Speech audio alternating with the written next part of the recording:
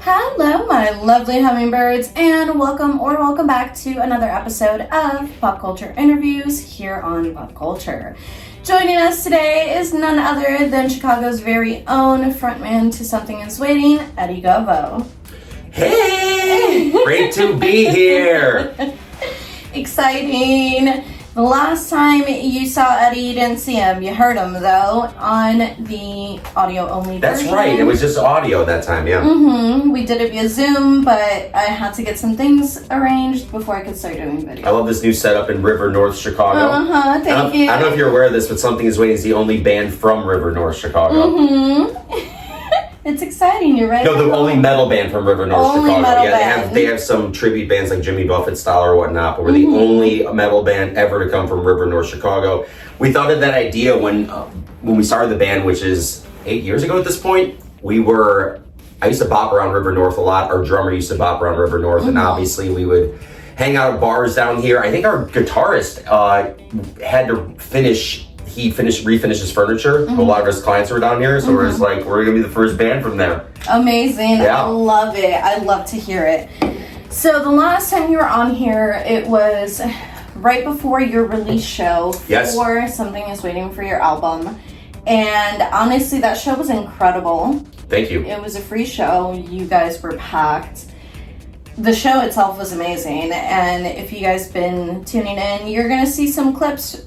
Most definitely, maybe like 4 clips, 5 clips, 6 clips. I recorded a bunch.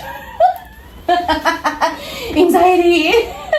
I am that girl that's standing there with my camera. I think it was Bogdan that took a video of Raz taking a video of me taking a video of the show. I was like, oh, this is so meta.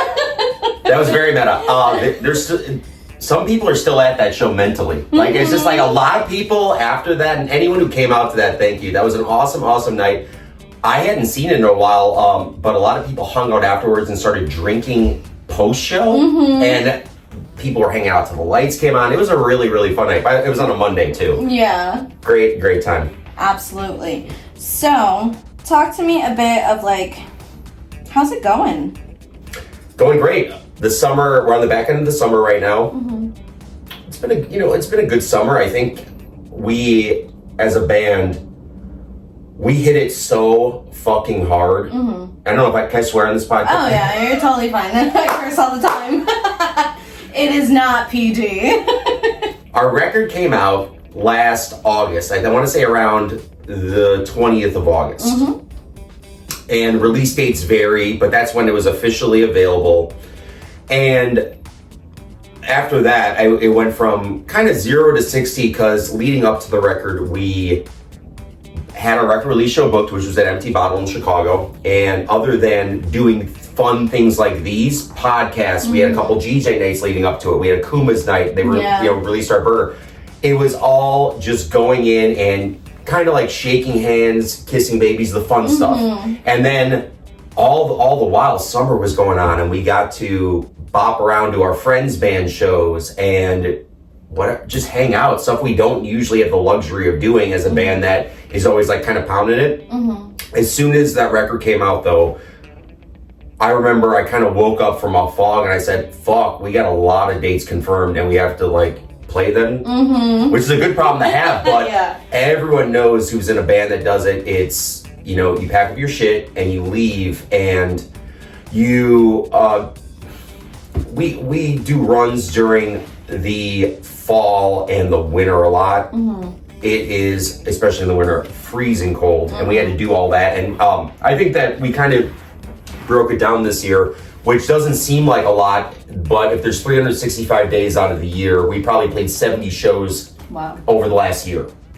And it equates to being on tour for 2 months, basically. Yeah. We do it where we come back home a lot and then go out for weekends. We didn't miss a weekend for the whole fall and winter. We were gone for like on average it was like 3 shows. We'd go out for 3 days, come back. And if people ask the reason why we did it that way, it really didn't have much to do with our jobs all more responsibilities back home. But what we're seeing right now is currently so many people are spread thin with going to shows, and there's so many bands ripping through cities on any given night. We had to do it that way, almost in a defensive fashion, where we knew we were going to get good shows on the weekends. And also we don't have the luxury of working. I book all our shows. We don't work with a booking agent. That is seemingly going to be coming soon, but at the same time, you know, the bigger bands work with booking agents, and then also we kind of have seen this thing where a lot of bands that frankly are bigger than us are kind of drifting back to playing clubs that we usually would play, because now the oversold show is all the rage. So we're seeing that a club we would usually play is actually not available because this huge band is playing it, and we're like, that's a way too small club for them. And they go, we know they're playing 2 nights here, and they'll sell out both in advance, and then we don't get the date or whatever. And it's just a weird little sea change happening. But we bobbed and weaved well. And then again, we did the math and we played about 70 gigs this year. That's amazing. And it all went really well. And we hit so many new markets. And it's funny because as we're talking about this, we have no new markets coming down the pike. We just booked a tour for September that we announced last week, and we'll be playing a bunch of, I think half the tour is in cities we've hit, half the tour isn't, and also we plan on going on the road in November as well, so that we're definitely hitting new markets on that one down south.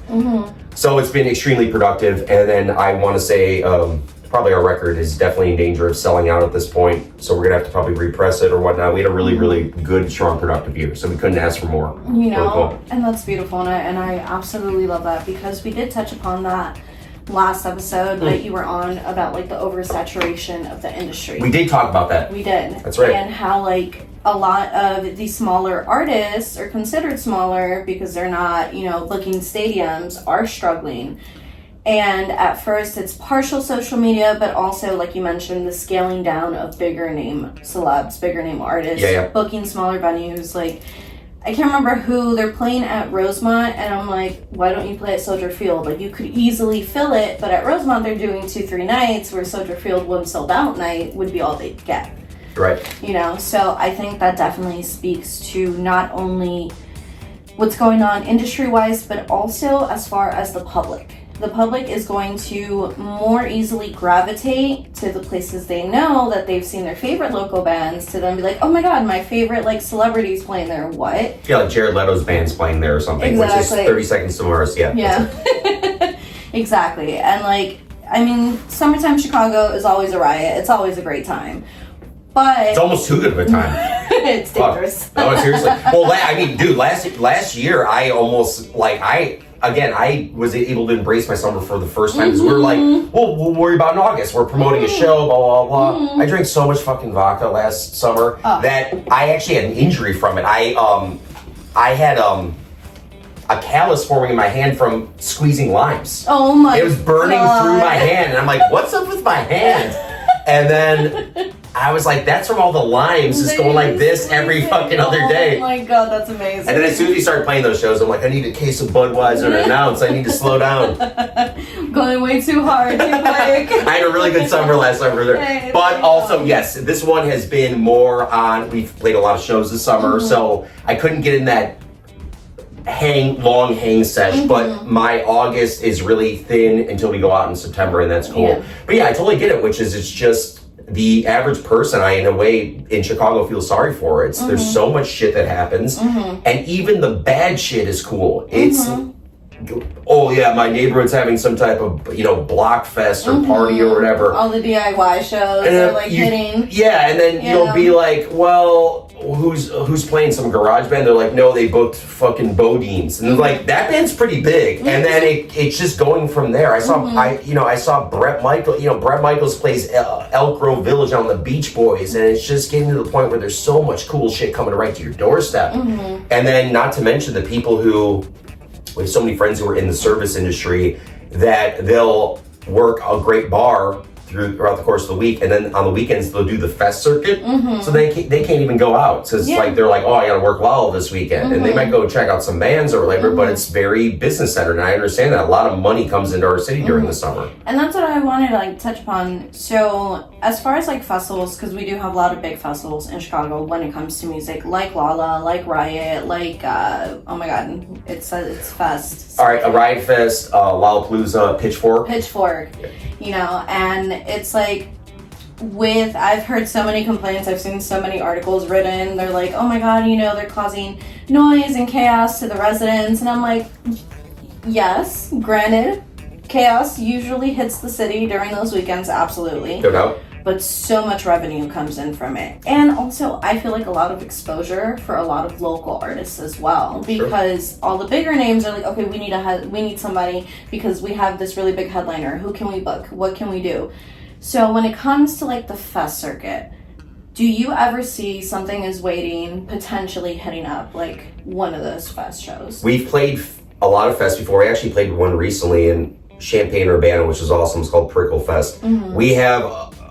It sucks, but there are so many great fests in Chicago, and we've never played any of them because I think a lot of the bands they book, and you know, I love them, all due respect to them. We have a tick to us where it doesn't really work well, like at all on those fests, because anyone's seen us, we're really an aggressive band, and I think even if they book their version of a metal band or whatnot, they want it to be in line, digestible. If like someone in the neighborhood is going to do Division Fest and they're going for their dog for a walk, and they don't want to see a band going the fuck off. Yeah. Or if they do, they might throw a curveball and book some band that's a legacy band from yesteryear that everyone knows what they're about, and then it becomes, all right, well, we're going to deal with them as they are for that reason. But we know and we accept that. It's just we would love to play all that stuff. And then another thing is this: we have a bad tendency, which is we really don't knock on like a lot of doors and ask Pitchfork if we could be on. I mean, it's just like, who cares? Like, it's just if we don't play those shows, we will survive and keep playing rad shows, and it is what it is. You know, that we're very comfortable in whatever we have, and even though we long for more stuff to come down our pike, we're happy with what we get, and we just try to hit the best, you know, home run we can with those, and go from there, and hopefully it builds. Absolutely.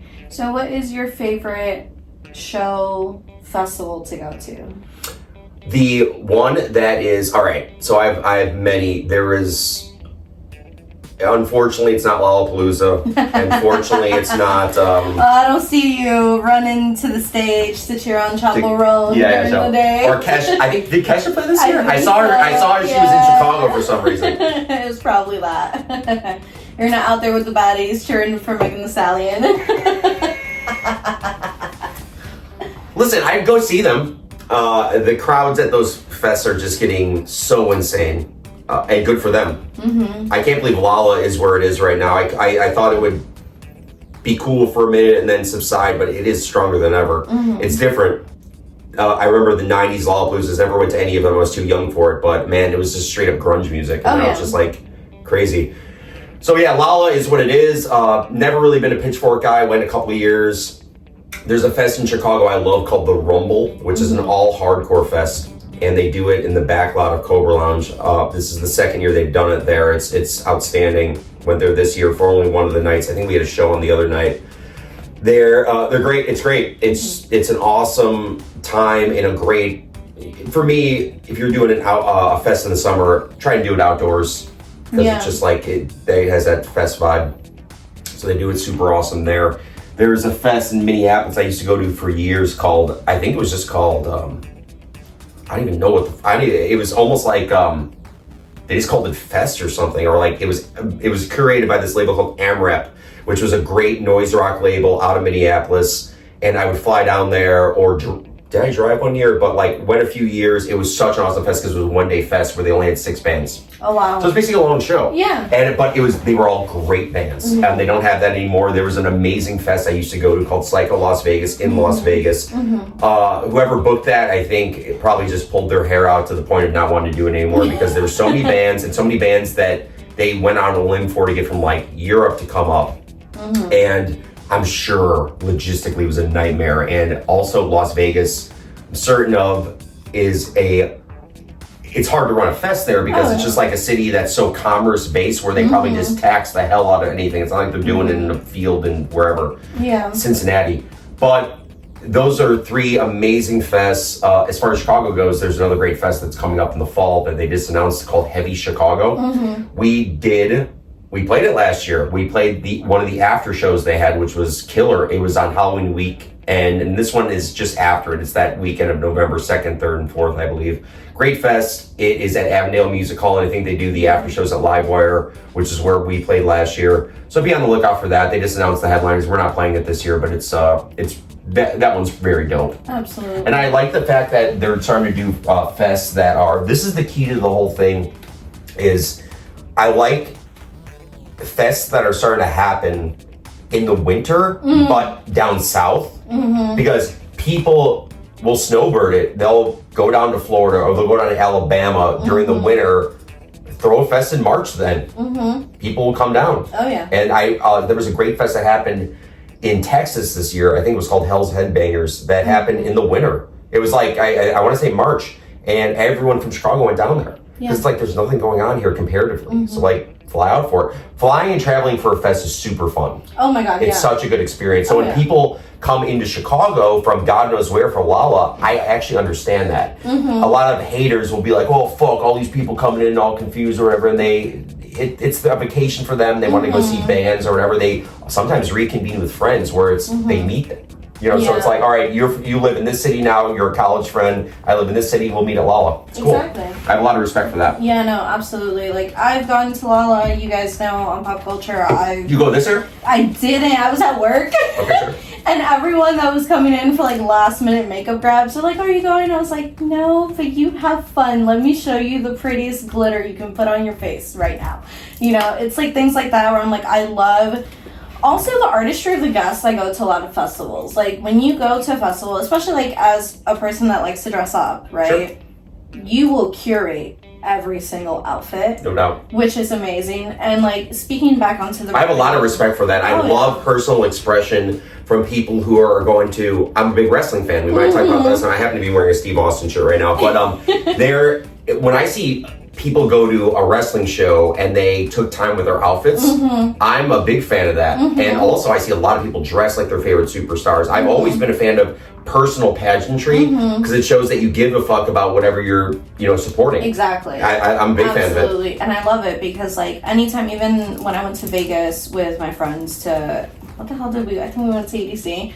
Last minute like outfit things that we needed, we were going to like Tops there and purchasing there. Super cool. So it's things like that where I'm like, I do love the revenue that music brings into a city.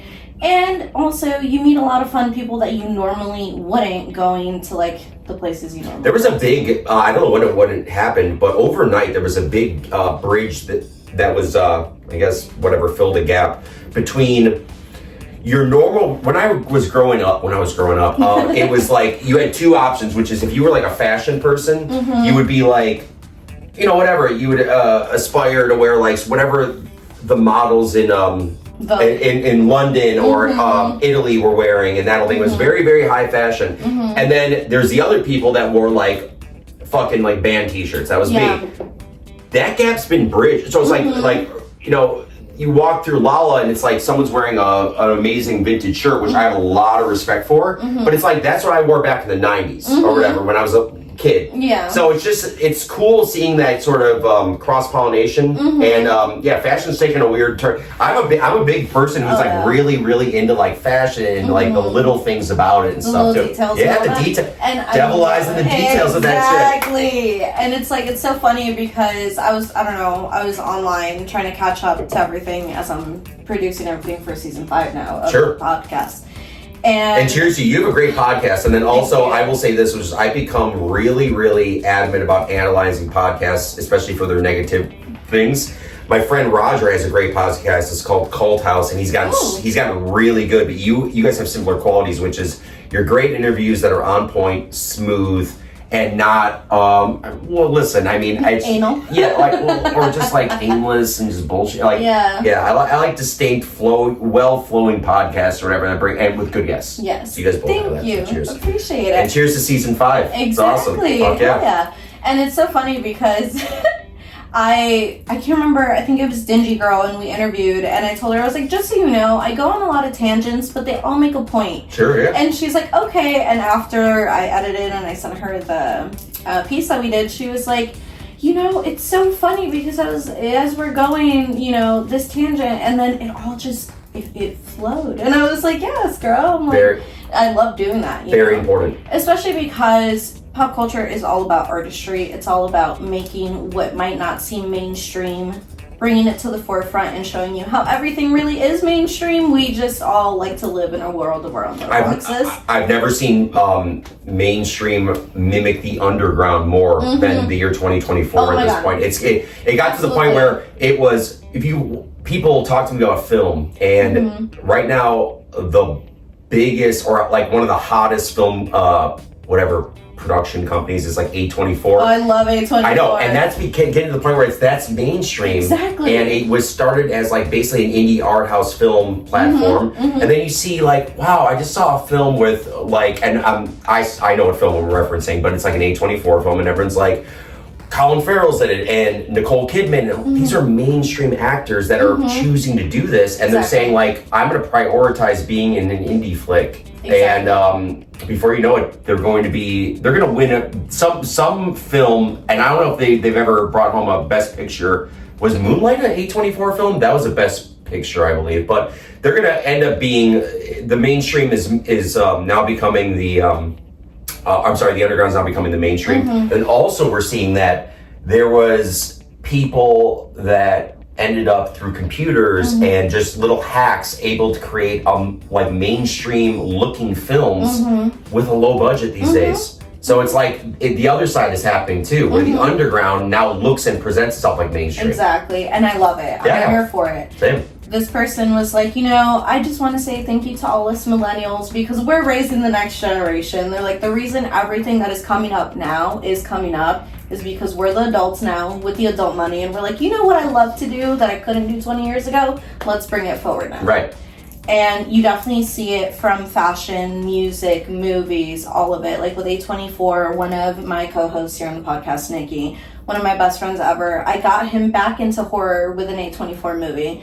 Which one was it? Hereditary. Oh yeah. Well, I saw it in the theater. I mean, that was an awkward moment. The intro scene is they show it's a black screen, then they show an obituary, and at that point, you could hear a pin drop in this packed theater. I went opening weekend actually or whatever, and I actually went with Roger, who I just name dropped. And I'm wolfing down popcorn. Yeah. So you just hear me just wolfing down popcorn while I'm reading this obituary, so it's super awkward. What a movie that was. It was great. It was so good. Yeah. And we talked about that. And he's like, it's so crazy because like he really got into it. And I was like, yeah, I'm like, A24 started as a very indie film production company.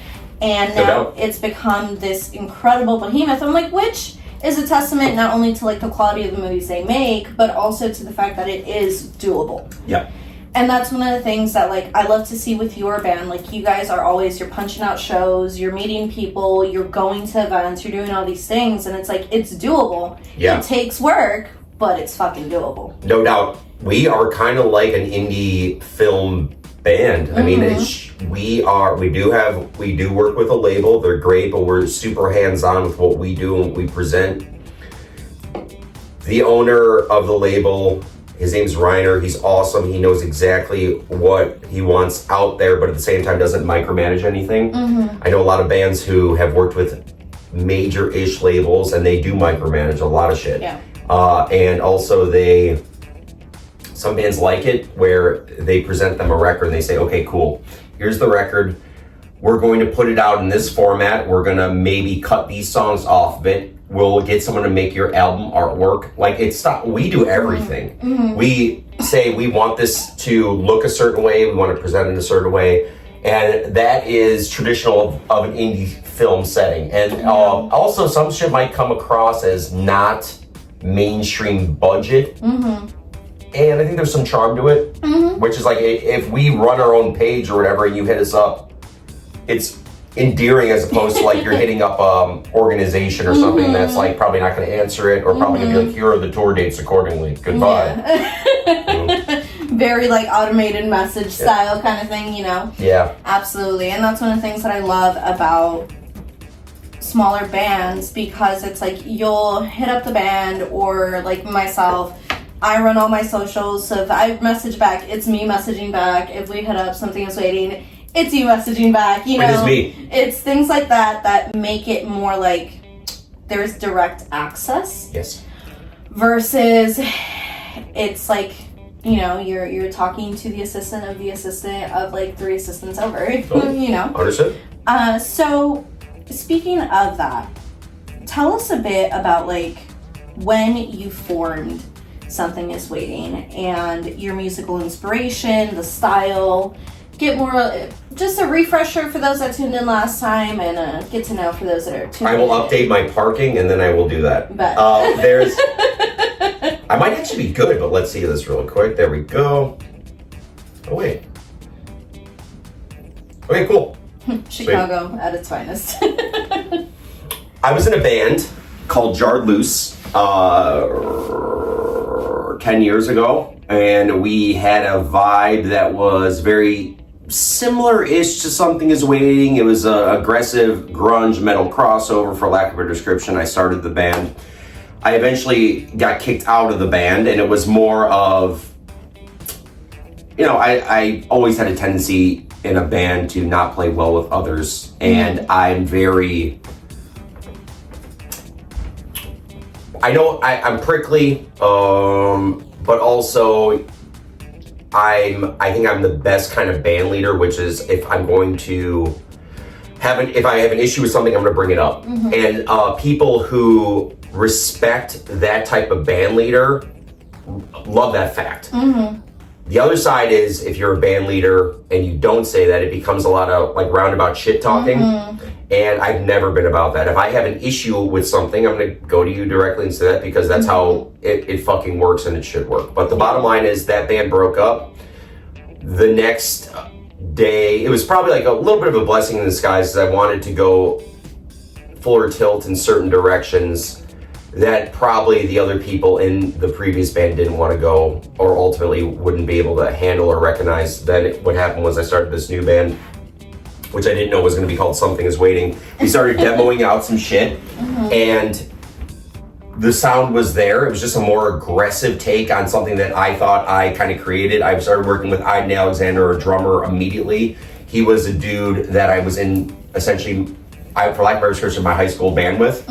We did a bunch of stuff in between those two projects, and I followed every one of his, and he was just such a killer drummer. And I always remember that we had a really good rapport working together, and it was very, very no bullshit.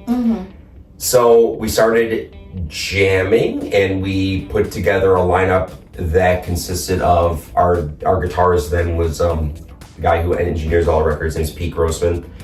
He still engineers all our records. He's still essentially a member of the band, even though he doesn't tour with us. He's extremely important to the process. We worked with a man named Eddie, who was our bassist, and he, same name as me, he still is a part of the band in a way as well. He does a lot of our album formatting. He formatted the entire artwork for this last record. Oh, wow. What that means is, I think to work with us and to know what we're trying to do is to kind of be part of this family and this cog, and you don't really want to separate yourself from with it, or you're at least cool with working with us, continuing. But it's still me and our drummer Aiden, and our guitarist Bill came in about a year into it, but he was asked to be in the band right off the bat. I think he just wanted to see how it, or maybe the explanation was a little odd to him to begin. You'll have to ask him, but he didn't join right away. But within a year, he was playing gigs with us, and the rest is sort of history.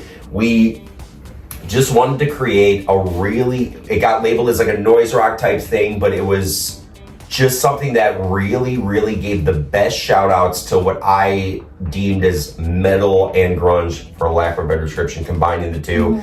And also, I really, really was adamant, and this was with any band I've been in over the last kind of 20 years, I really, really wanted an original sound.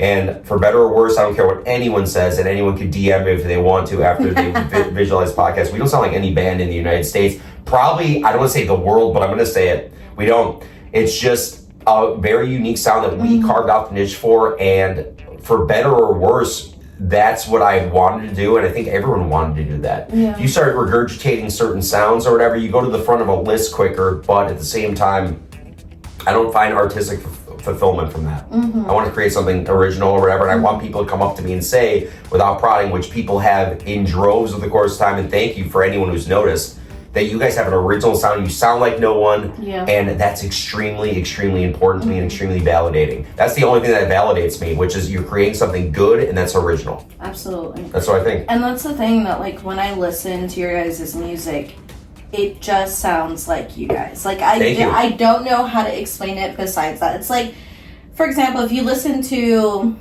a Nirvana album, you know it's Nirvana. If you listen to freaking Prince, you know it's Prince. Like, it's things like that that are very identifiable. And when I listen to you guys, it's like, I know who's playing. Even if I hear it, like, randomly in some car zooming past and they're playing Something Is Waiting on My Way Over Here, I'm like, how do they know them?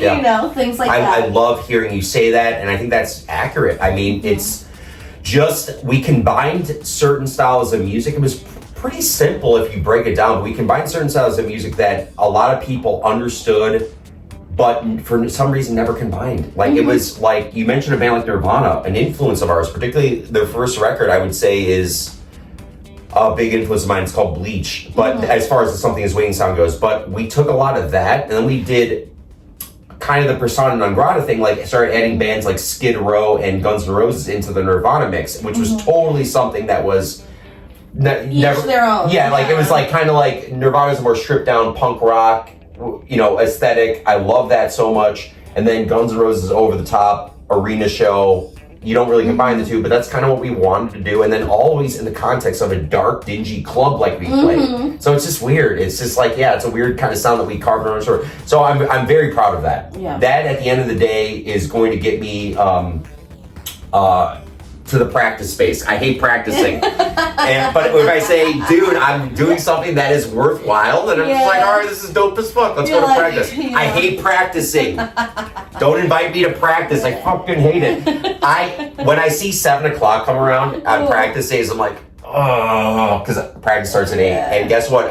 My band members will tell you that I kind of, I made a really big point. I was always tardy to practice. This year I've had a really good year of being on time places. Good. So I was like, fuck yeah. Well, usually about 10 minutes late, but I mean, that is what it is. You know, I think everybody Cheers. is. They lie if they're not. And no, and that's the thing that, like,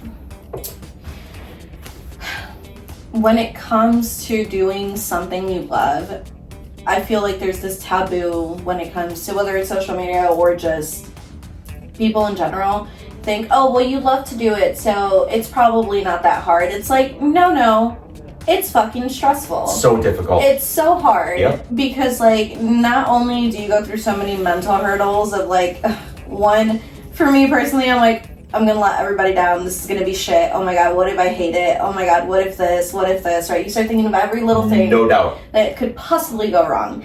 And then the time starts rolling around and you're just like, all right, fuck. If I don't do it, it's not gonna get done. Let me just get the fuck up and go do it. Yeah. And, like, you have the best time there while, but it's always that leading up moment that you're just like, me when I have to edit. Especially when it's just me and I have to listen to my own voice for like 3 hours. I'm like, can I have somebody else do this? But no one else is gonna know how I want this done. Son of a bitch. Okay, I'll do it. It's funny because I'm the only person in the world that's like this. But if and believe me, I'm not saying don't fucking play it, but if I go into an environment, I hear my band, I get really like, I don't like hearing my voice on thing or whatever. People think I'm driving around the city blasting. I'm not. Like, it's just like, it's like, I want people to listen to it, and I love being in an environment where it comes out organically. Yeah. Don't get me wrong. But it is a little awkward. Yeah, like that. it feels a little like, You know, even like at work, I have talk over like a headset. And it's the funniest thing ever because I told one of my bosses, I was like, no, I'm a little shy now. You're a podcaster, and that means nothing. I was like, I don't like to hear my voice. She's like, well, I was like, I don't like it. With me, it's like, I'm not shy. I would say that I don't like being the center of attention. My birthday's coming up, and my, have the idea of having a fucking birthday party. Like, I mean, like, dude, I'm like, I don't like that. I like being the center of attention one time and one time only, which is when I'm on stage. Other than that, like, no. Like, and it's just not for me. I'd rather just be a great person that, like, if my friend has something banging going on, I'm there, I'm supporting them. I love that. But you're gonna see me on stage, and that's kind of it. And then, but also another thing too is like I'm kind of the organic kind of mouthpiece for the band. In both on stage, I'm the vocalist, and also I'm the one that gets tasked to do a lot of the podcasts, stuff like that. So I have enough times in the sun. I don't name what it was like, but I totally understand where you're coming from. But some people are just like addicted to it, where they're like, I need the attention. And then that's always kind of bullshit. I think the best artists are the ones that kind of look at it like you and I do. It's definitely like, oh yeah, like I had one of the people that come and do like events there at my job, and she's like, I've heard your voice before, and I was like, I'm like, I swear I've never met you in my life. And then me not remembering you're on social media, you have a podcast, you do tarot readings, like, it just like poofed out of my head because different environment. Totally. And I was like, I don't know. And then one of them was like, oh, she has a podcast. I was like, oh yeah, I have a podcast and I do readings on TikTok. And she's like, oh my God, yeah. I was like, oh, hi. I'm gonna go over there now and swatch pretty makeup. Goodbye. You know, like, it's one of those things where, like, I don't know, I thought going into this especially, I thought I was going to react differently, that I was going to be like, yeah, blah, blah, like really into it, and I was like, hi, it's funny. How's it going? I've met other people who, in a very similar fashion, that's like, it's like, not awkward, but there's an aspect of blushing when someone says, hey, I heard you, or I've seen this, or I like your band, I heard it, and I'm just like, oh. Yeah, so it's a good problem to have at Absolutely, the end of the day. For sure. And we did touch a bit on, like, I mentioned Chapel Roan. So there are a lot of, like, new up-and-coming artists. Have you had anyone on your radar? Yeah, so Chapel I actually heard of the first time probably about a year ago. And I want to say something about the set at Lollapalooza, which is fucking amazing. She played for a huge motherfucking crowd. I will say this, which is, someone said to me, oh my God, I can't believe Chapel Roan played. Well, here's the other thing, too, which is, and she's amazing, I'm not discounting her. When you book a long fest, right? It opens at, I assume doors at Lala open up at 10 a.m. or whatever, blah, blah. It goes to 10 p.m., say it. I believe she played around 4 p.m. that day. You have people who get to the fest early and they're like, I'm gonna be there start to finish, blah, blah, go hard and then go home. They actually poop out probably around 7 o'clock. And they're like, no, I need to get home early. They probably miss the headliners. Then you have the late crowd that comes around 3 o'clock and stays to the end to catch the headliners. So if you're looking for the meat and potatoes of the fest, it's around 4 fucking o'clock when everyone is there. Everyone's there at once. Oh my God, So people think that the headliner really draws the most. They don't. Like, it's just people have a long day outside. They're like, fuck it. She's amazing. I look at her as, and believe me, I actually saw her compliment Taylor Swift on a podcast or interview recently. She is kind of like the anti-Taylor Swift. But she has these big songs. She was the hottest artist of the year. And her fan base is super loyal. The outfits, the pageantry, she did Bonnaroo like fucking 2 months before that, and it was a huge drawing success. So like, great for her. I think anyone that could leapfrog into that arena territory, and maybe someone like her. She did a tour with Olivia Rodrigo as well. She played, I believe that tour went through United Center or something. Taylor Swift obviously plays Soldier Field and stuff. The one person pop star thing, Harry Styles, that stuff is the only thing that I think is going to be able to hold down arenas going forward, unfortunately. Rock music isn't. I can go ahead and name 100 underground bands for you or anyone right now that are killing it. But ultimately, there's a cap on that, which is probably playing somewhere like the Metro. Then if you want to get into the Riv, stuff like that, that next level, you really have to be sort of a band that's doing a legacy type thing, and probably combine tours with another band that's doing the same thing. It's a double headliner. Then you get into the next strata. It's like Cannibal Corpse could play the Riv, but they'd have to have a great band opening up right before them, and it goes from there, probably like a 4 or 5 band bill. Rock music's changing like that. So yeah, I mean, there's no in particular bands, even though I listen. My favorite band that's come out over the last 5 years is probably a band, I believe they played Lollapalooza last year, called The Meal and the Sniffers. They're awesome. But it's more like a female-fronted punk rock, Iggy Pop type deal. Really catchy songs, and great band. And that's a newer type band that I really, really dig. That's like that touches the mainstream, because again, they do like Lala and shit like that. You know, they might have played Pitchfork, one of the two best. They've definitely been hitting the fest circuit a lot though. So like, cheers to them.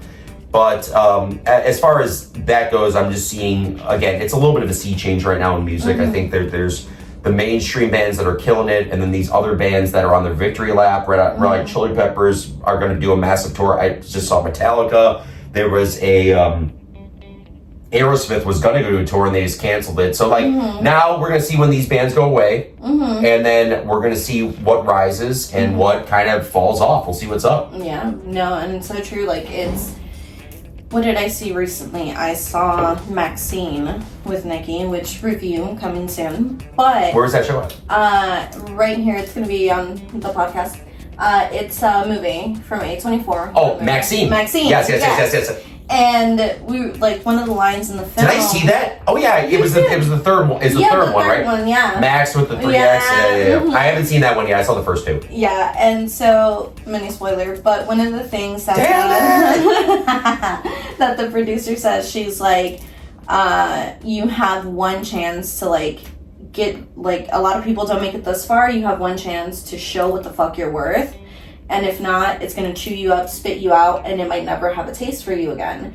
And unfortunately, one of the things that we see is, like, a lot of people, I don't know if it's like the social media effect, because everyone is used to consuming things so quickly nowadays. Yes. That a lot of, like, new up-and-coming artists will get burnt out, go away for a little bit, and when they come back, it's like, no, that's it.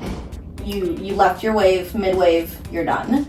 So I am excited to see, like, what's coming, especially since, like, a lot of the bands that were part of, like, our youth and even, like, our parents' youth are, you know, leaving now. Everyone's getting older. Sadly, everyone's getting older. It happens. And I am very excited to see, like, who's going to stay. Like, in 10, 20 years from now, who's still going to be there and who's going to That's a great point. I mean, I thought about this recently. The last wave of great rock bands that came out was the early 2000 bands. And, you know, am I fans of these bands? I don't have a problem with them. My Chemical Romance, Fall Out Boy, The Killers, they all came out in the early 2000s. Yep. And fucking Newfound Glory, who just announced the 20th anniversary tour for something. These are big bands that came out around that time, and then I don't remember bands coming out afterwards that came out that did shit in the same grand scale as those bands. And I'm probably missing about 8 bands that came out around the same time, but that was the last wave. Slipknot came around like in '99 was their first record. They're huge, but music was taken in differently. Other people still bought records. It was very long form where you had to, you know, buy the whole record. You couldn't just rip music or taste it. I think people really shy away from the long form record at this point. They release singles. I've actually we've contemplated doing that, and something's waiting, because we're likely going to come out with a full length record, our next thing. But the amount of people who gloss over the second half of the record is daunting, and it's just like they hit the first part of it for any band, and then the rest are like, oh yeah. And then I might say, like, the second half of the record is dope as fuck and is super strong. It's just not digested like the first half. So I see that strategy, and I also see the strategy of every 3 months releasing a new track and just pushing like singles, and then everyone just jumping in and putting it on playlists and that whole thing.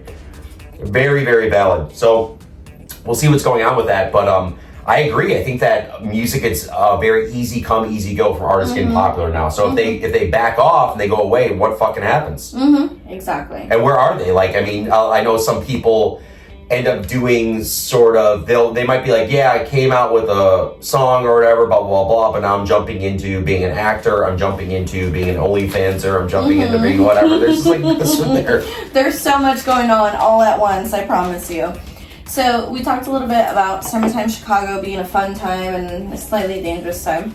What is your favorite thing to do summertime, Shy?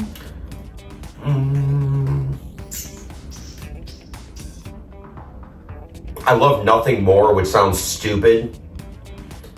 I love nothing more than just chilling in a good beer garden outside and actually, honestly, I know it sounds stupid, except it's like, oh my God, they're fucking terrible. Watching a cover band just do cover sets. There's a reason for that. One, I have a bunch of friends who are in cover bands, tribute bands, whatever you want to call them. Cover bands are a little different. Tribute is when you're saying, I love Judas Priest, I'm going to be in a Judas Priest tribute band. We're going to dress like Judas Priest. All the songs will be Judas Priest songs. A cover band is literally when you go up and say, we'll play Judas Priest, Metallica, fucking Iron Maiden, AC/DC, and everything. That means it's just, there's no discrimination with that. I like seeing cover bands and just getting my palate cleansed with just regurgitated rock music I've heard for fucking ever that I could slice like the back of my hand. I know exactly what that is, because that really gives me two things. It lights a fire under me to say, like, from a songwriting standpoint, those are some of the best songs in history. And even if I have an underground take on it, I want to have sort of that backbone, that DNA of writing a great song. And then simultaneously, when I go to later that week, the underground clubs in the city and check out great underground bands, or I'm in a great underground band, at least I like to think so, I then am refueled by the fact that, like, I saw something early this week that it's probably not my scene, and then I get back to my scene and it feels great. People I notice have gotten burnt out if they live in the clubs and the underground scene without cleansing that palate. They get burnt out by it. And then I've been in the underground music scene for fucking 25 years at this point, I think. I don't even know. I've lost count. But I never got burnt out by it because there was always me touching that mainstream thing and just having a beer with my friends. You know, it's like, sometimes we'll have jokes around it too, where it's like if someone fucks up a song or whatever, you know, it's like, whatever, you know, or this band sucks. And then sometimes when they whoop ass, it's a great feeling too. I don't want anyone to fail. Like, I want everyone to have a good time with there. So that's probably my best summertime activity. I really look forward to that. I love that. That's amazing. What is... Cheers. Cheers. I always drink more too when that happens too. Very true. So what is something that, like, for the Something Is Waiting, right? Sure. For the band, what is a collaboration that you would look forward to doing? Sure.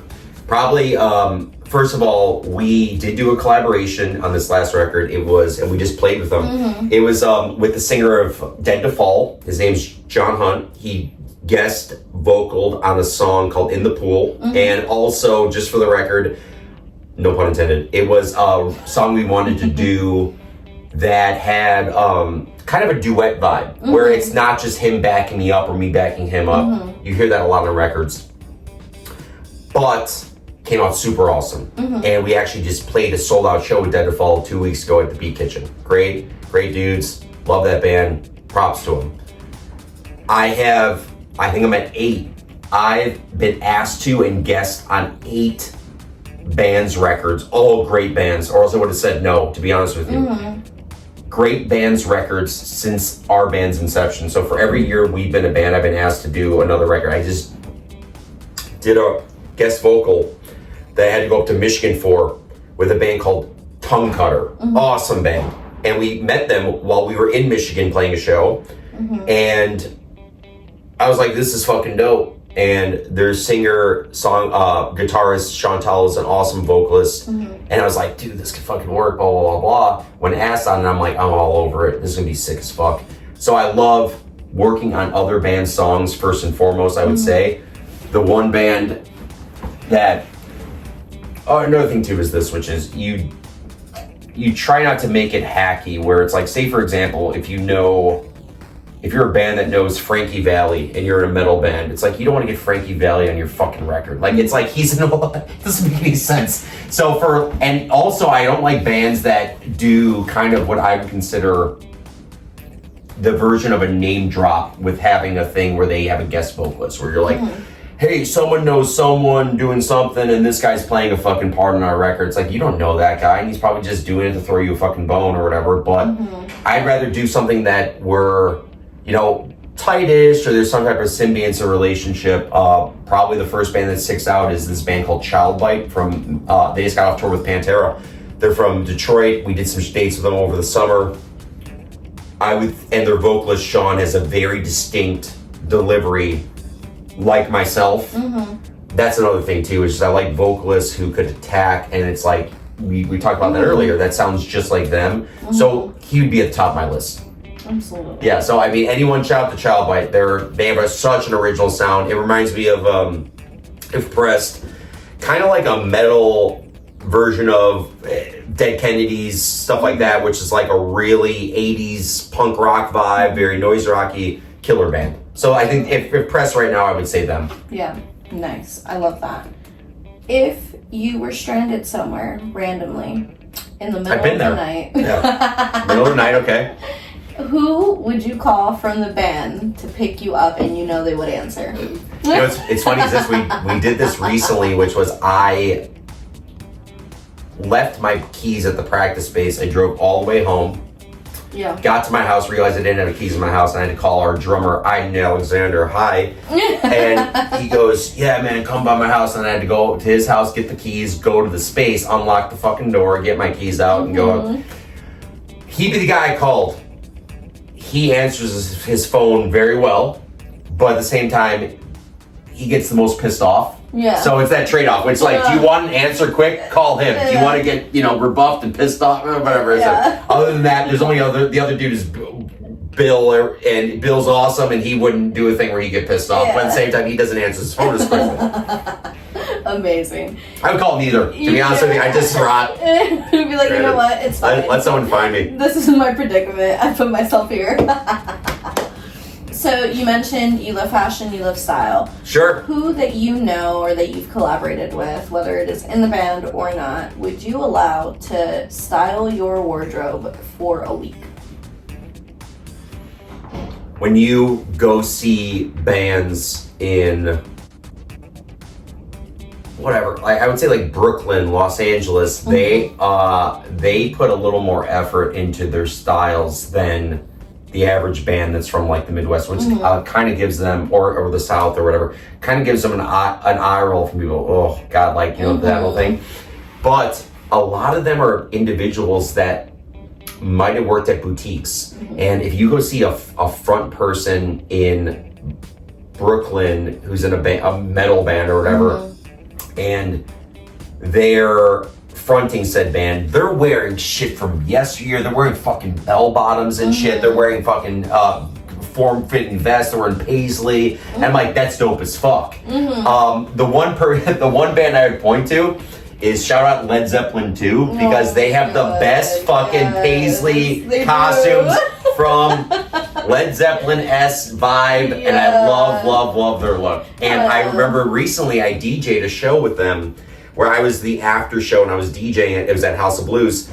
They rolled up after their gig, still kind of in their outfits. And I was like, damn, those outfits are fucking dope as fuck, because they're close quarters now. And I can see how, like, it's a great outfit, Yeah, but I will tell you this, which is straight the fuck up. The number one best dressed artist of all time is Cher. Bless. I know. So Cher. Cher's the answer. I should have said Cher. Cher's the answer right there. Woo. Love her. Cher is the best dressed artist of all time. Of all time, absolutely. It's so funny that you mentioned that. So I'm doing a makeup look that is like kind of an homage back to her Carol Burnett days. Yeah, fuck yeah. Yeah, and I'm so funny. I recorded the makeup look already earlier, and I was like, you know what? That is hilarious that you said that, because that's coming soon. You know what's really funny is this, which is the person who styled the majority of her career, where she really made a dent, was a guy named Bob Mackie. They met on the Carol Burnett show. Yeah. He was the wardrobe person for Carol Burnett, and they fucking went to like his house, and him and Cher just hit it off, and he almost used her as like a high-end guinea pig. He's like, and then they trusted each other, and they fucking blew up after that. Oh, yeah. So yeah, she is the best dressed. She's such a style icon for fucking sure. No doubt. So you guys have the fest that you're doing mid-September. We're doing a tour in September. We just played a fest 2 weeks ago. Yes. Tour in September. What are the things that are coming up for Something's Waiting? We'll do that. We will then do a couple-ish shows in October. Last October, coffee, beer. Last October for us was insane. We played a lot of shows. What we're trying to do now is, we'll see what happens. Condense it into doing these runs where we're out for many days, and then doing a thing where we come back and then go out for again, as opposed to like going out every weekend and then just not unpacking your bag. But we'll do some shows in October as well. We do have a run coming up that it's unannounced at this point, but we're playing. We're doing a fest in Atlanta in November, and we have to do a run down to it all the way back up to the Midwest. So that'll happen. We potentially have a new release coming out this year that's not new material. Basically, it's more of a live thing. So we'll that'll probably happen towards the end of the year. And then penciled in would be us going back in the studio in the winter. Amazing. Yeah, we try to really stay hardworking, because I think one of the things that's helped our band is the fact that I live by a credo, which is, if you slow down, you go down. And which is, when people say I'm in this band, or I'm doing a podcast, or I'm directing something, anything, when you start taking breaks, it adds up. Oh, yeah. And it's keep it rolling. Yep. And we haven't in 8 years slowed down once. The only time is during the pandemic, which is everyone had to slow down. Which is, by the way, when we started kind of piecing together this record we're talking about, and we were started with remote practices or masked up practices, then you evolved to that, whatever that stage is when you were not fully vaxxed, but one vaxxed. Which is all right, I kind of got the vax, it's like that whole thing. I'm halfway there. Living on a fucking prayer. Yeah, literally. Oh my God. So funny. And then also what's amazing is this, which is, I feel so sorry for the world basically every day. Yeah. But people still are getting COVID left and right. It's with the fest season. And I know people who are getting their vaxes every year, and they're still getting, there's a variant out there. And it's yeah, it's fucking true. Listen, it'll probably never go away. I think that hopefully one day it'll just get so to the point where it's so weak that it's like the flu. Yeah. But anyone who's really had it, luckily, I didn't get it when I was that first wave, which was fucking brutal. Oh, every one of my friends who got it says, I don't recommend to anyone. It was nasty. My God. I literally almost died. It was so bad. It was so bad. I was just yep, this is how I go. I called my sister and everything. I was like, hey, just so you know, this is where I have everything laid out. Call them, call this person, get my money, and then handle everything. I was like, Mom and Dad aren't going to be able to do it. And she's like, no, you'll be fine. And I was like, no, I feel like I'm dying. I was like, so get that shit together. Thankfully, still here. But it was horrible. It was so bad. And that's why, when someone's like, it wasn't real, I was like, shut the fuck up. It was real as shit. And guess what? So anyone who's had COVID, I've had it. Only COVID past getting vaxxed. You know it when you feel it. Everyone's like, no man, that could be the fucking flu, blah, blah, blah. No. Dude, when it hits, it doesn't feel like a flu. No. It's it's a weird version. It's almost I don't know, it's a modified version where you just feel weak as hell, and the symptoms are fucking real. Every time I've gotten it or flirted with getting it or kind of had it post-vax, this is just for me, I lose my hearing. So my ear gets really clogged, and it's fucked. And so definitely a real thing. I had a friend who was, he was on a respirator and a bunch of shit because he got whatever the first week wave of it was, where it's week 1, COVID 1, and he lives in DC, and then he got fucking blitzed. Oh yeah. He was bad. He had a horrible month where he was teetering on they probably knew he was going to live because he was in shape, he was in whatever, but it was just so bad. Yeah, no. And that's the thing, like, you just know, like, even one of my friends, she's like, guys, I think I have COVID. She's like, it's probably not COVID. And then everyone in the, like, group chat had already had it. And we're like, bitch, it's COVID. Go get checked because it is. Oh, yeah? Sure enough, got checked. She's like, a bitch has COVID. And we're, like, laughing because we're like, you just know. Like, I don't know how to explain it, but your body instantly is like, yep, it's the vid. There's nothing else it could be. No doubt. Yeah. Oh, you feel it, yeah. Oh, yeah. Hopefully never happens again, because fuck that. That shit was atrocious. But back to your point of how, like, if you lose momentum, it's so true. Like, even on here on the podcast, when I had to take breaks during fucking COVID, when hospitalizations and shit, a couple years ago, it's like you see how quickly shit drops. Yep. How quickly numbers drop, how people fall off. And then it's that return of like, okay, I have to like triple guarantee that this is real, this is gonna happen, this is gonna move forward, this is consistent. And it's such a testament to like people now, I don't want to say have options, but it really is that. Yeah. It's like, okay, just like you're people have so many options. I agree with you. It's yeah. like you're doing one thing, but there were 50 other people. Yep. And whether you're better at it than they are or not, it doesn't matter if you're not putting the work in to put out what you need to. You're right. People really do, I think, respond to hard work. People say, all right, this person's doing it, they're pushing it accordingly.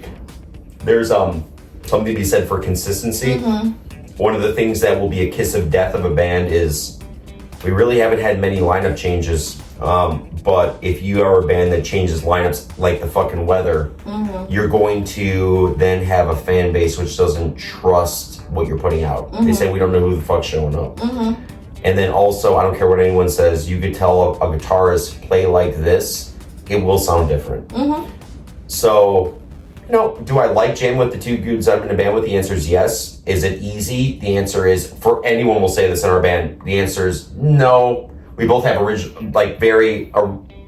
we have friction-filled personalities in a way, and we do get in arguments and do that whole thing. But at the same time, we're going on. You know, it's like 8+ years. We're going on. Before you know, we're going to get 10 years. And then once you get to that point where you're like 10 years, 3 albums out, probably have a 4th one coming up. Something's working here. The goal is to just stay out of each other's way best you can, and then just get to the next one, get to the next one, and then also we're seeing that our crowds are getting better, and then it's you know, you become a person who's like kind of the head of a scene, or like, you know, you're grandfathered in, and you're saying, and again, it doesn't necessarily translate to the best shows, because when you're a heat-seeking band where you're like, this band's hot as fuck this minute, they'll get a lot of opportunities. And frankly, when we started out, we got a lot of fucking opportunities that we didn't fucking deserve.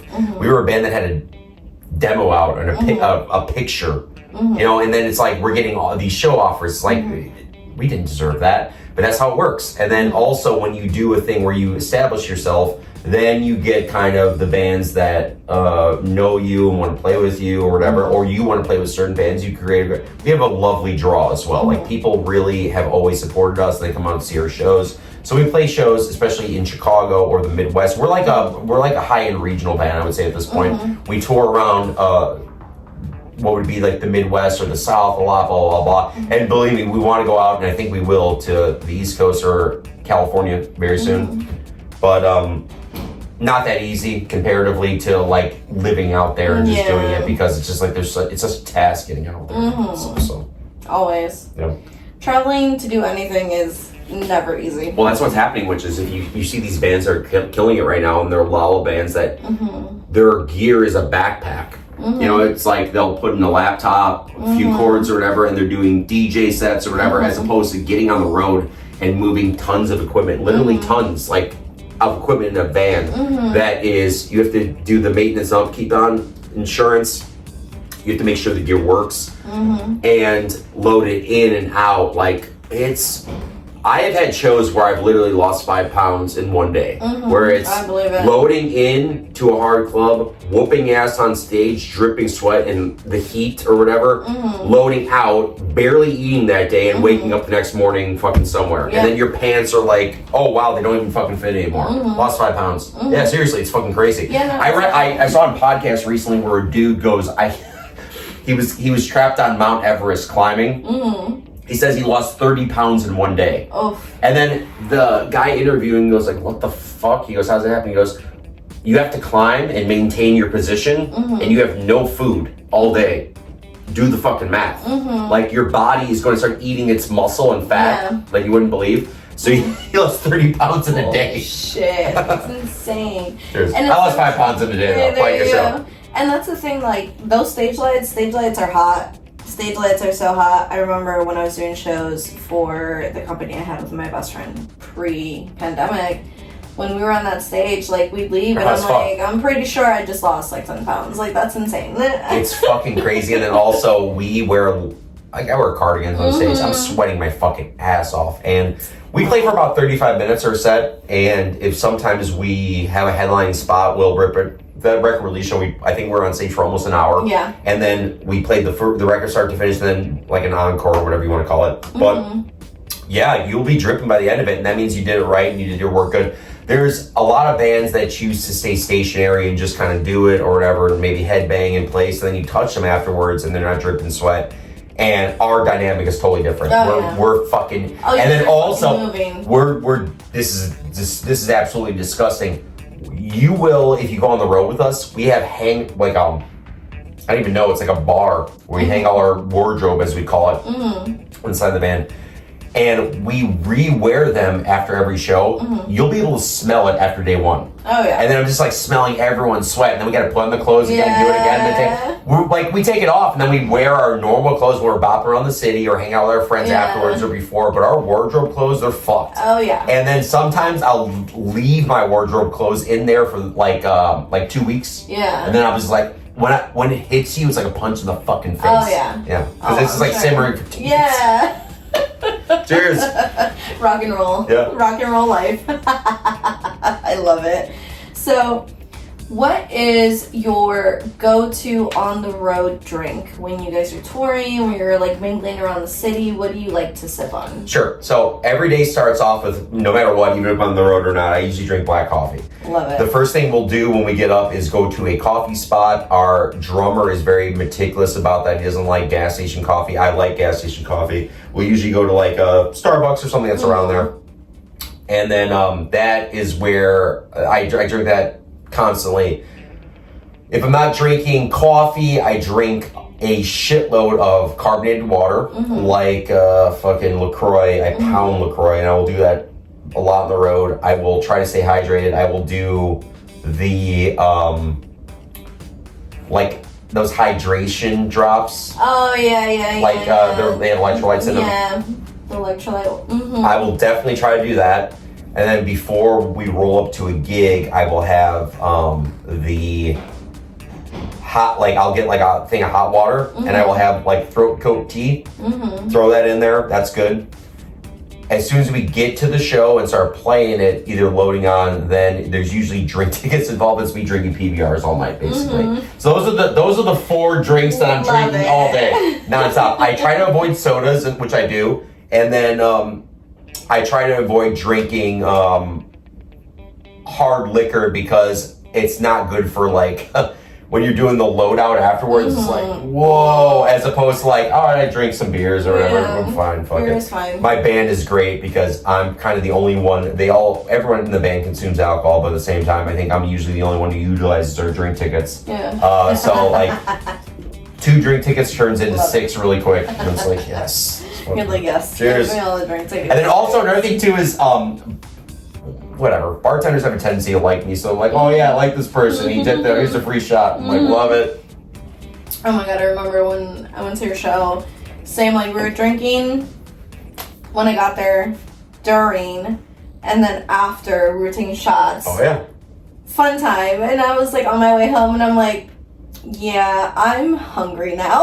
Oh, yeah. Like I need tacos. I need the greasiest thing I can have and just soak it all up. No doubt. I actually, you know what's awesome is one I once did, and this was recently. I did about 8 shots on stage during a 30-minute set. It was on St. Patrick's Day. We were playing in Akron, Ohio. Yeah, it was Akron, and people just kept bringing me shots. And they were doubles, or I just started fucking pounding them. And then Bill, our guitarist, the next day is like, dude, how the fuck are you not hungover? The reason is because adrenaline is a thing. Oh, yeah. And it just literally eats the alcohol and metabolizes it super quick. And it's like, it almost takes it in like it's food or nourishment. It's super weird. So, yeah, like it just, it hits your system a certain way differently. And you're sweating it out, too. Sweating it out, it's the whole thing. Movement, yeah. You know? And that was in the middle of the winter because it was St. Patrick's Day. Yeah. But if you're... Where alcohol gets dangerous is like it's cold outside, you're sitting in one stationary place, your body's not moving, you'll get fucked if you start ripping shots. Yeah. Oh yeah, absolutely. So, all depends. Yeah, no, it's like we went to I don't know, girls and I, we went to something, it was supposed to be a boiler room. Boiler room's like, fuck it, we're gonna do it at Grant Park.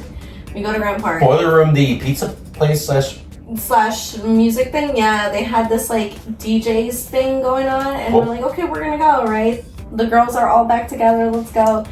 And then they're like, oh, we're moving it to Grant Park. And we're like, fuck, guess we're going to Grant Park. We're like, this is not what we expected. Wow. It got so packed. And we're like... At Grant Park? At Grant Park. That's awesome. Right? But, yeah. Like, so fucking random. Still gets packed. And we're like, kicking them back. And one of them, she's so funny, she had liquid IV. And she's like, wait. And she puts it in our fucking vodka sodas. And we're like, cackling. And my friend's like, not 19 no more. She's like, I mean 21 no more. And we're like, oh my God.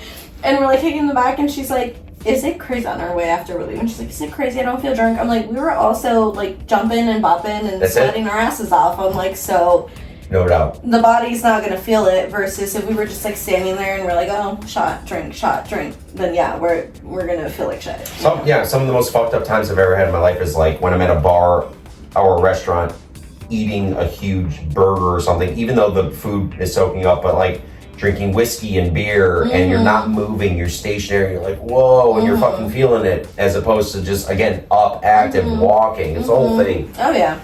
There's a whole science to it, for sure. There really is, yeah. And there really fucking is. So, we've talked about prospects of the band. We've talked about what your perfect day would be in the city in the summer. What is one venue in the city you guys haven't played at? You know what's really funny is we played with Dead to Fall recently in B Kitchen, and that show sold out. Shout out to anyone who came to that. That show sold out in 2 weeks. It was on sale for a minute, and everyone just started buying the tickets. And there was a lot of people that probably wanted to go to the show, but were not able to because we didn't add a second show or whatever. That show was, but we had a good time at B Kitchen. That show was though a show that should have been at the Metro. Because the bands would have gotten behind it, and we would have drawn twice as many people likely, which would probably not sell at the Metro, but it would be a very good crowd. That was a Metro show, and we, in other bands, like for example, me and Iden Alexander's high school band, we played Metro before twice, I believe, twice, but this band has not played the Metro, so. That show would have made sense there. We'll probably play the Metro sometime soon. And that would probably be it, I would say. Just when you go to a show, when you're a kid and you're going to shows, that was the first stop shop. Like everyone was seeing great bands at the Metro for the first time back in the early 2000s. And you're like, this is the fucking shit. This is the best club ever. And all these little clubs started popping up, and that became where we carved our niche. But ultimately, but back in the day, there were two big clubs that you had the ability to play if you were an entry-level band, which was Metro if you got lucky, and the other one was if you were 21, you got lucky, Double Door, which doesn't exist anymore. I played there 3 times, great club. Both are very, very similar though, and they both, Metro still exists. Metro has done a thing as well where they're kind of doing legacy acts, so like they had a show with Deftones the other night with Wild Blues After Show. And just bands that shouldn't be playing there are. But other than that, I would say that would be the venue. Absolutely. Yeah. Great spot. Yeah, it's awesome. It's awesome. I fucking love the Metro. It's such a good spot. So, what is your favorite part of the city?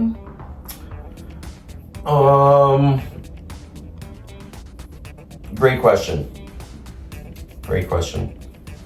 It's funny because I really do like where I live. I live in Evanston, and I live right at the border of Rogers Park in Evanston. I cannot say that I like Evanston enough. It's really, really cute up there. It's fun. Rogers Park is okay. like the other neighborhood, which should be like a Lakeview, which is brushes up to it.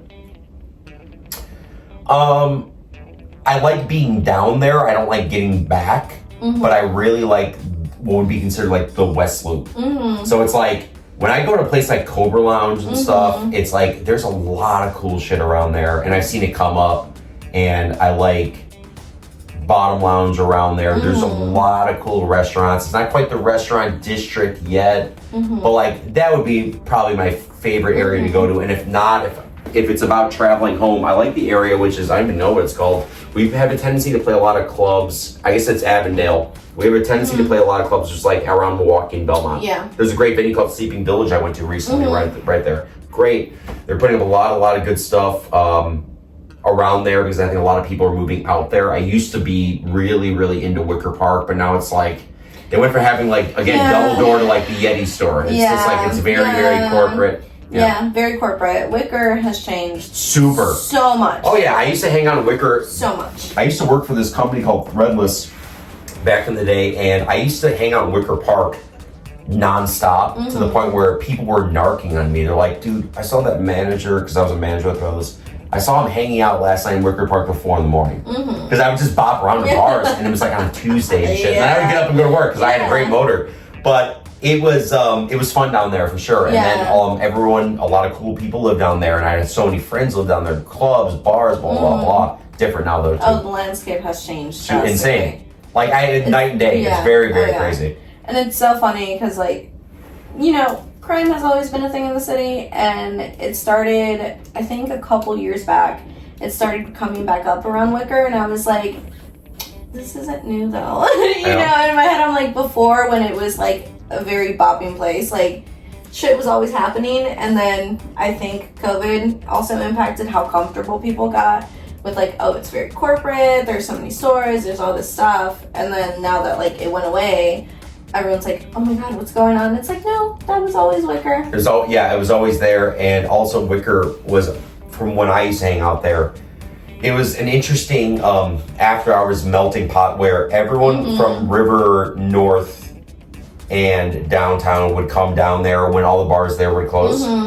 Everyone from like Wrigleyville would come up. And all the metalheads and the hipsters hung out there organically. So when you were at fucking a bar, and anyone who's listening to this podcast who was from that same kind of generation, like Flatiron, for example, which doesn't exist anymore. No. Milwaukee and North Avenue. Go to Flatiron on a Friday or Saturday night. It would be a bunch of people from different walks of life, which is amazing, but also at the time bred conflict, because it's like people bumping into each other, who's being a motherfucker, or who's acting like a bro, who's from the burbs, who doesn't know what the fuck's going on. Saw a lot of fights, and got great stories from it, but it was just like the 4 a.m. 5 a.m. It was open to 5 a.m. on Saturdays. So it was just like, it was just such an aggressive vibe with a bunch of people that just shouldn't be in the same place at the same time. But also, but it'd be amazing, because it'd be like, I'd be doing a metal shirt, just walking up to a girl in a gown, and I'd be like, where are you coming from? She's like, a wedding in downtown Chicago. I'd be like, hey, what's going on? Let me buy you a drink. So metal shirt dude hitting on girl in a wedding gown. Like, it's just like fucking, or a bridesmaid dress. Yeah, no, it's so true. Like, that's one of the things that made Wicker I always went up to those girls, by the way. Because like, they'd be like, oh yeah, I'm from out of town. You're like, I'll never see you again. Gotta make you look cool in front of my friends. I'm dead. Alright, so just to wrap it up a bit, so we did advice last time for anyone that was starting a band. This time around, I remember that question for sure. Yeah, for anyone that is established and is in that, like, not burnt out phase, but getting in that phase of like, fuck, what now? Yeah. What would be your best advice? Especially, you're in a band, you've been together for 8 years. You also DJ. Yes. You have your own personal business as well. Like, what would be your best advice, whether band or business person? Like, what would you tell them if they're at that point?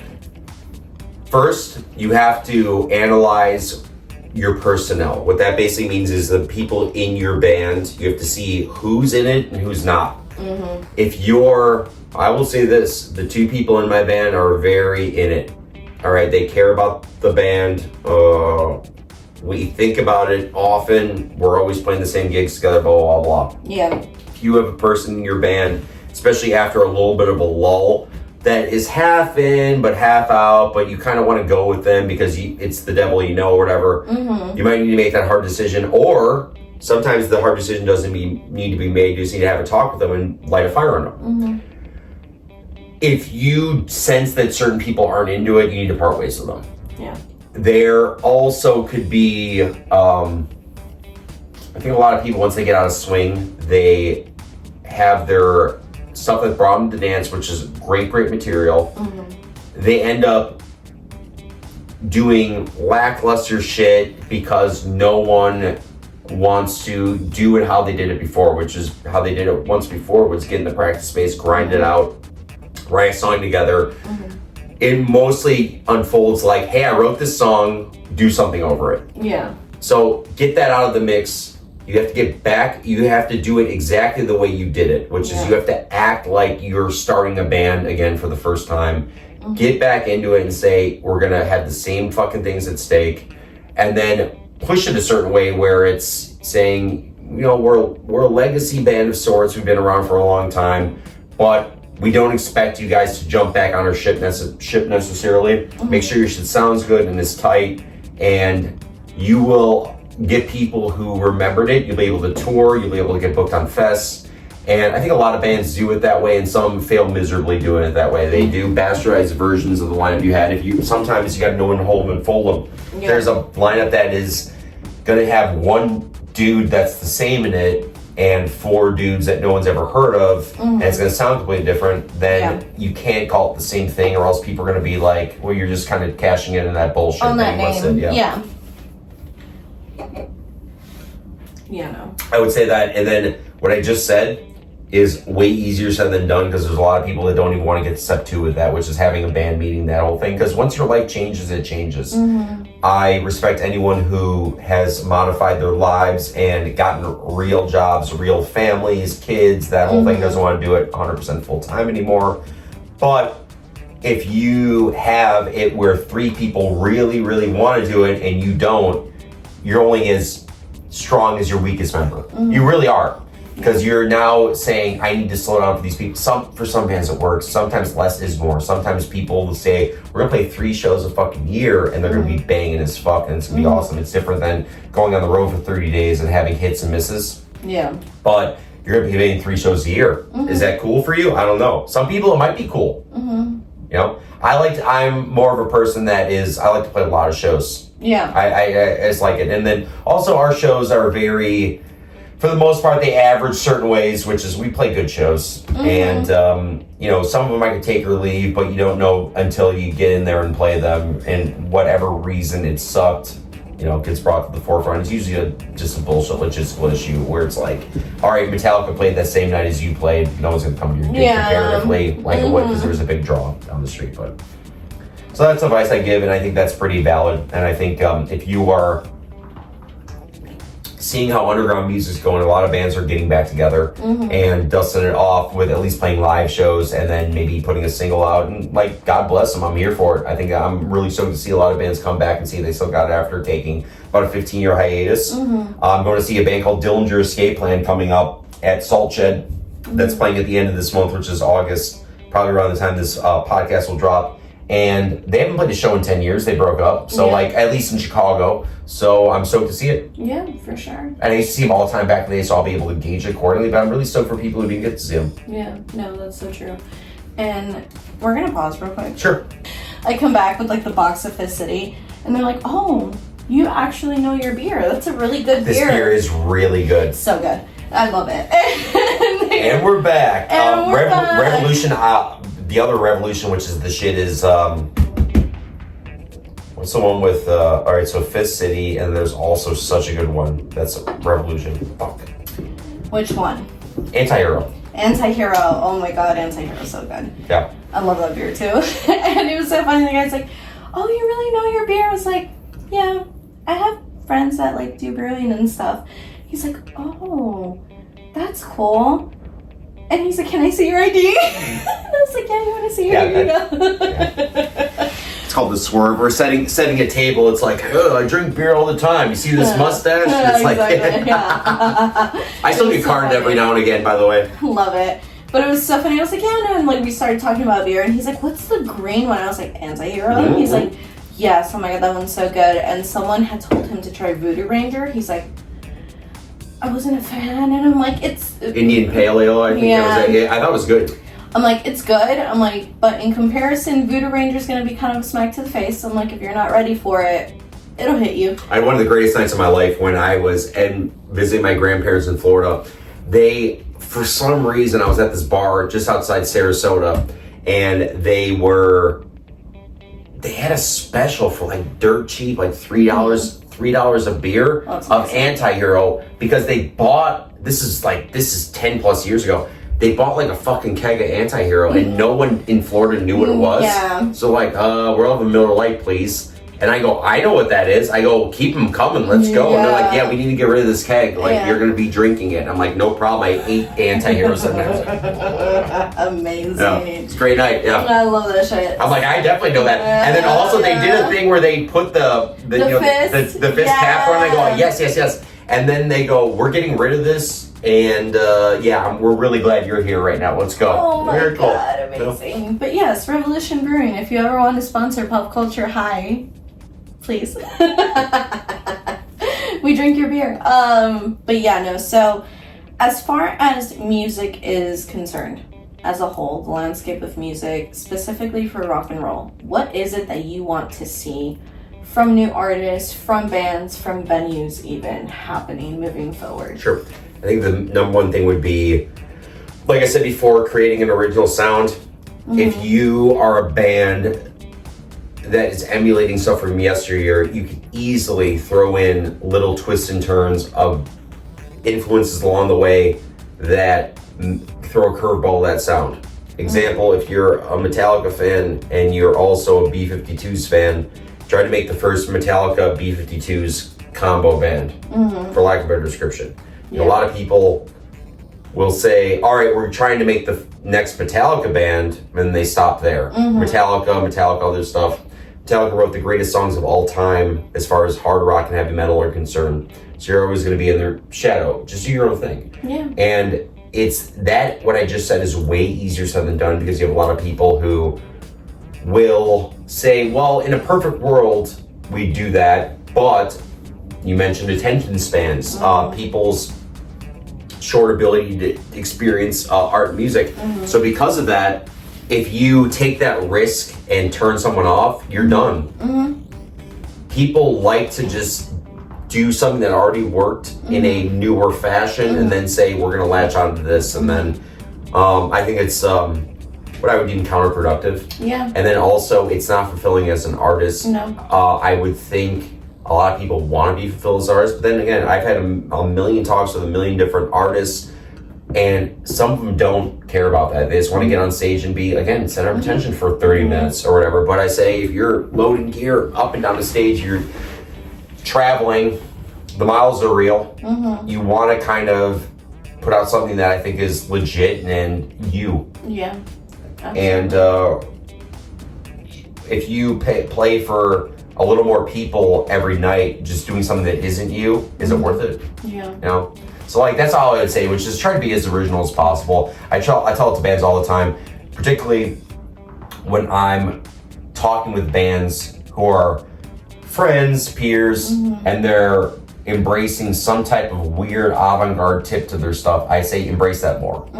And then they say, I'm really glad that you brought that up, because it was cognizant with us, but we were kind of afraid to put our whole foot in the pool. Right. Yeah. It's like, get in. Just do it. Just fucking. And then also, don't come at me or whatever if you guys get less popular because of it. Yeah. You took a risk. It is what it is, you know? No, and that's the thing, like, and Chris has always said it over Alarmist. He's like, you know, he mentioned it last episode we did as well about authenticity. Sure. He's like, everyone here is super authentic. He's like, and they totally are. That feeds into why people return.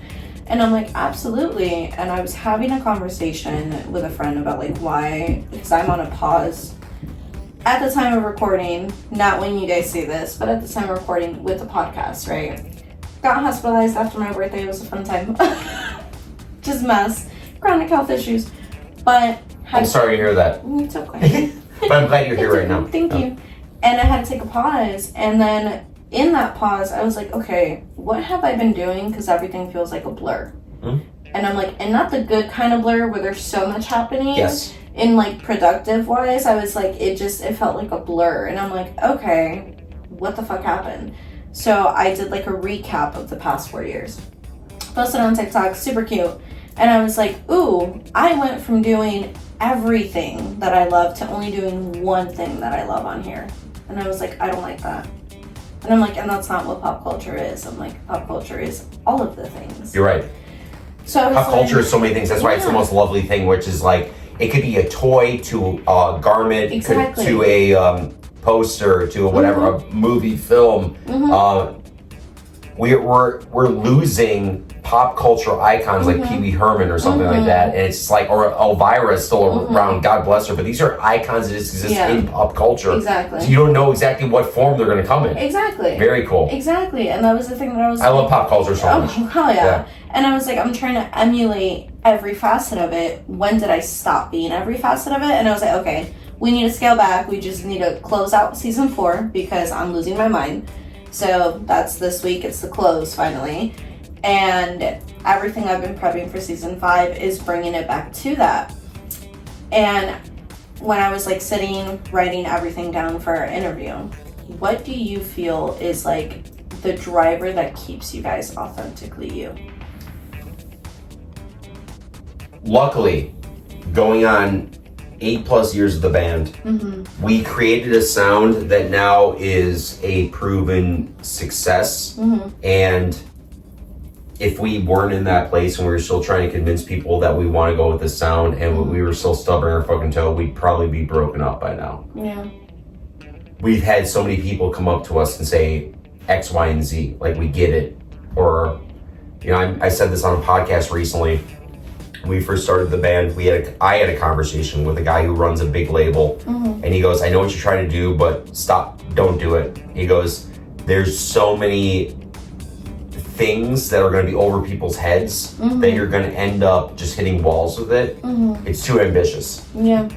We did it anyway. That actually turned me on to doing it more. But when it comes down to it, like, which is weird. I love it. I'm strange like that. But now we are here, and now we know what our sound is, and because of that, we're so fucking lucky because, and the bands I talk to and the bands we play with, I will tell them if they sound original. I name drop Child Bite. They're an original sounding band. That's so hard to fucking do now. If you have the luxury and the blessing to have an original fucking sound, that should keep you going to the practice space every week. That should, I'm not saying have you get up in the morning, you know what I'm saying? Ideally, you'll have the zest for life that I do, that you want to get up every day. But at the same time, going to the practice space and trying to show the world what it is you fucking do and make good on that, when you have an original sound, is the fucking thing. It's like, that's the ticket that gets you in. It just makes fucking sense. It's almost like when people get